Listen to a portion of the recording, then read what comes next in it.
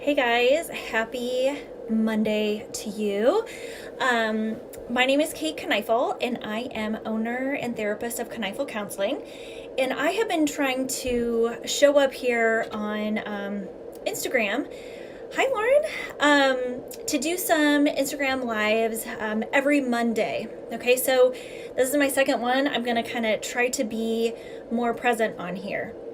And what is so interesting today is that today we are going to be talking about, or I kind of wanted to address, how do we move from judgment to curiosity, okay? And what is so interesting about this topic is because I'm new to doing these lives, I actually was nervous to get on, and I found myself shifting into judgment. So how wonderful is that? I thought, oh my gosh, this is perfect. And it actually got me started to actually press start, because this skill, if you get really good at moving from a place of judgment into a place of curiosity and sort of a place where you're experimenting with things, I am going to tell you, I feel like it is a total game changer. Okay, so we'll go ahead and get started. Lauren, thank you for the compliment about last week's lives, and hello to Matt as well. Okay, so let's go ahead and get started. This is what I've noticed. Okay, many people come to me, including myself, really wanting coping strategies. Like, many people are dealing with anxiety, they're dealing with depression, and they want some strategies, they want ways to deal with it. And quite honestly, one of the things that I pride myself on is being able to take some of those abstract ideas and thoughts and distill them down into concrete actions, behaviors, or thoughts that you can take outside of the office and kind of play around with them. But here is what I've noticed, okay?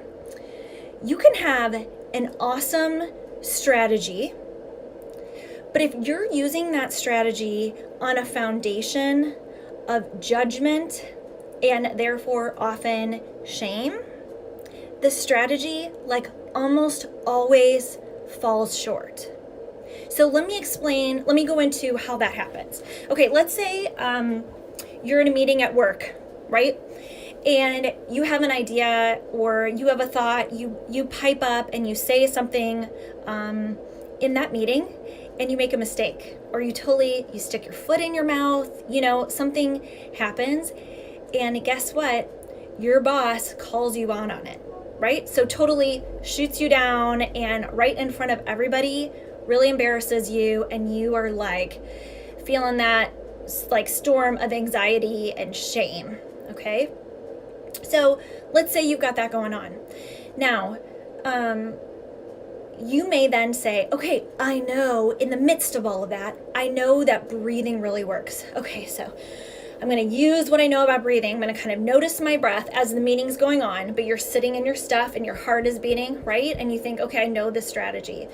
So you kind of notice your inhale, exhale, maybe you're counting your breaths, okay? But you're coming from a place of judgment, and you do 2 rounds and you're like, this does not work. My heart is still beating. This sucks. Whoever told me this strategy, they're wrong. Or worse, maybe this strategy does work for everybody else, because I'm so crappy, it doesn't work for me. You know how that goes, right? And then you say, screw the strategy, it sucks, or I suck, and then you're kind of back to the beginning, right? That is how many times I feel like where our foundation is, that's how it shows up with the strategy, okay?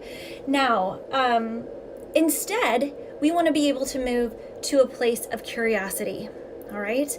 But I think it's really important to be able to identify what is judgment, what is a place of judgment, and what is coming from a place of curiosity.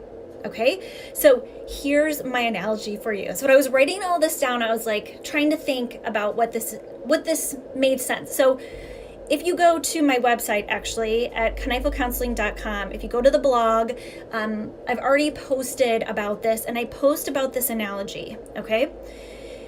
If judgment, in a lot of ways, is like a Red Bull, okay? Hear how judgment is like a Red Bull. So judgment is super tricky, and here's what's super tricky about it. It is believable in some ways. So the reason why so many of us fall into judgment and shame is because there is a part of us, or a part of our culture, or just there is a believable part that if I feel really bad about myself, or if I judge myself, or if I'm really shameful and hard on myself, then it will prompt me to change, okay?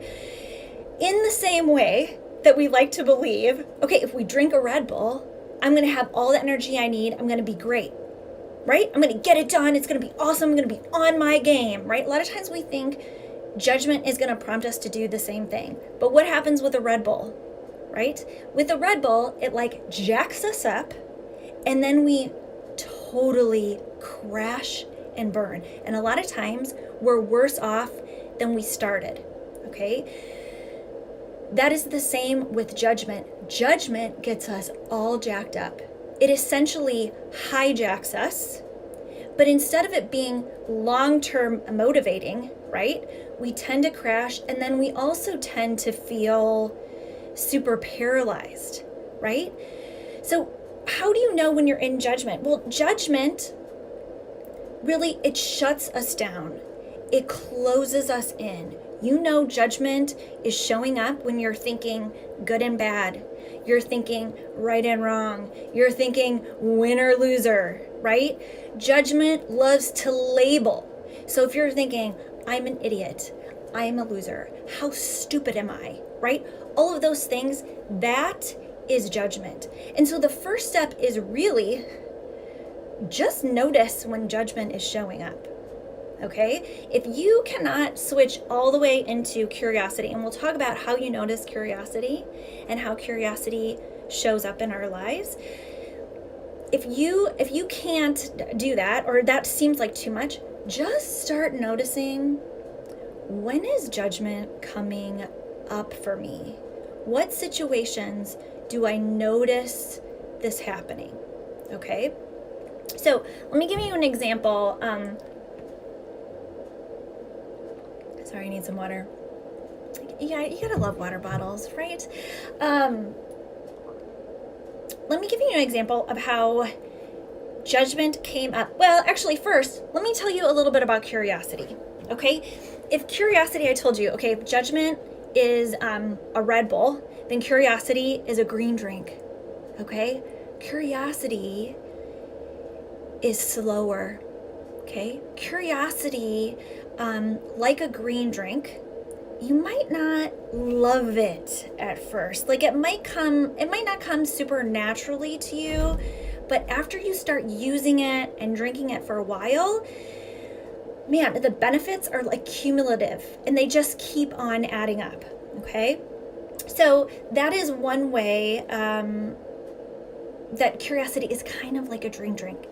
It's really good for you. It might take a little bit of a while. It's going to give you slow and steady energy. It's going to make you feel better over time. Those are the things that you're going to be looking at, okay? Curiosity, how do you know when curiosity is showing up? Well, curiosity is asking things like, I wonder what's going on here. Or curiosity is just noticing. Curiosity is looking for patterns. Curiosity is opening up, right? It's expansive. Curiosity does not make us shut down. It opens things up, all right? So one example that I have with me, well, I gave you one example about this just now before I got on here, feeling that judgment and needing to shift into curiosity. So part of one of the things I said before I hit live was, I wonder what's going to happen this time that I do a live. Is it going to feel more comfortable? Am I going to be able to save it? Who's going to show up? All of those different things, right? Those are curious thoughts that come into my head that then allow you to move forward. But one example with a coping strategy that this came up, or a behavior for me a couple years ago, was I had decided, man, I really wanted to start meditating, right? And gosh, I had like started and stopped so many times, but just couldn't seem to make it, right? I just couldn't be consistent. It was really hard for me. Well, then finally I got to a point where I actually was meditating consistently, but I was noticing it was not quite delivering the way I wanted it to deliver. I had done all this reading about meditation, and in my head it was supposed to be this like magic, wonderful behavior that was gonna like change everything in my life. I'd heard all of these different things. So what ended up happening is, even though I was meditating consistently, every single session, I was judging it.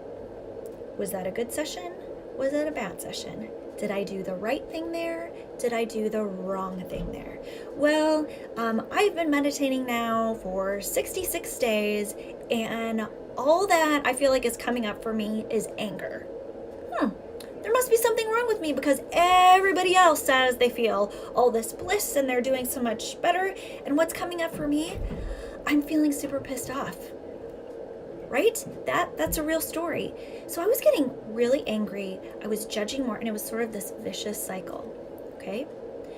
What switched it for me is when I finally said, okay, I had made the commitment to be a meditator. I had read enough of the material and the research to know that even if I felt like it wasn't working the way I wanted it to, I did know just how your brain changes and how it does help over time. And I thought, well, I'm in it for the long haul, I guess. Even if I feel like it sucks for 3 years, I guess this is what I'm doing. But what happened with just that commitment is there was this shift that happened where I thought, okay, well, if I'm going to do this for a while, judging it every time is going to be really miserable for me. So instead, I started just saying, whatever I do, whatever happens, however I feel, I'm going to trust that this is moving me towards a better place. And I'm just going to notice what comes up. I'm just going to kind of see what happens. And I'm not going to put any expectation on it or any judgment on it. And then sure enough, what happened? Then I really started enjoying meditation a lot more. And as I got more curious about it, and as I got more curious about the fact of, okay, certainly I can't be the only one who is meditating and maybe isn't finding it to be this amazing panacea of wonder that everybody else is right away. That led me then to a book, which Bliss More by Light Watkins, which I have on my highlights as one of the recommended books. And oh my gosh, he talks all about sort of those different phenomenons and how we kind of judge meditation in different ways. So for me, shifting from a place of judgment into a place of curiosity greatly improved my experience of meditation, something that is a healthy, behavior for me. Okay, so how do you what are some ways that you can sort of then shift into curiosity? Okay, so just to kind of wrap things up, the first thing is just notice, are you in a place of judgment or curiosity? That is the first thing. Be curious about judgment, right? Just notice, is it showing up or not? Don't label it good or bad. Don't then judge yourself for judging, right? We don't want to do that. But just notice, you know what? I think this is judgment. And, ooh, yeah, I do really feel this sort of shutting down feeling. Or, you know what? You're right. I do have this belief that I think this judgment and shame might work for me. And it does seem to work short term, but then long term, I end up feeling worse. Okay, so maybe this isn't working after all, right? Just noticing some of those things, okay? The next thing that you can do to kind of shift into curiosity after noticing is just to say, once you notice it, like, I wonder what's going on here. I wonder what's going on here. Like, how do I feel in my body, right? Okay, gosh, I feel it in my chest, like my heart is thundering. My heart tends to thunder and beat really hard every time this happens. Or, when I go into this place of shame and judgment, my face tends to flush, right? When I get embarrassed or when I think about judgment, or sometimes when I get excited too, my face flushes a little bit. Like even right now, I feel like my face can flush a little bit, okay? Just when you're excited. And with that, as you're noticing, just look for some of those patterns, because that is going to give you information to use the next time. And what happens is, the next time something comes up, what happens is all of those behaviors, all of those patterns, they build upon each other. And what then happens is, instead of feeling all kinds of shame and shut down and, gosh, I'm bad, or this was wrong, when something unexpected happens, or when we don't maybe behave the way we had hoped we would, or, whatever comes up, it leads us to this path of growth and discovery and self-knowledge that we keep on building upon. That leads us, that's where that opening up comes from with curiosity, instead of shutting down. So that's really all I've got for today. So remember, judgment is like a Red Bull. Curiosity, it's like a green drink. And really, when we're taking this process of shifting from judgment to curiosity, remember, we're not going to judge ourselves when we find ourselves in judgment, okay? It's just kind of a practice. It's a back and forth, kind of see where we are and just noticing. But what I think is so helpful is if you are able to do that more often, I think what you will find is some of the strategies that you use, whether they're thought strategies, whether they're actual behaviors, ways of showing up, they are so much more effective when they're built and used upon a foundation of curiosity versus judgment. All right, guys, I hope you have a wonderful Monday. I am going to try to show up here on Mondays around noon, but I'm also going to hopefully save these lives and be able to put them on the website as well. So hopefully you'll be able to view them there in addition to the blog, which is the same topic today. All right, so I hope you guys have a great Monday today, and we'll see you next week.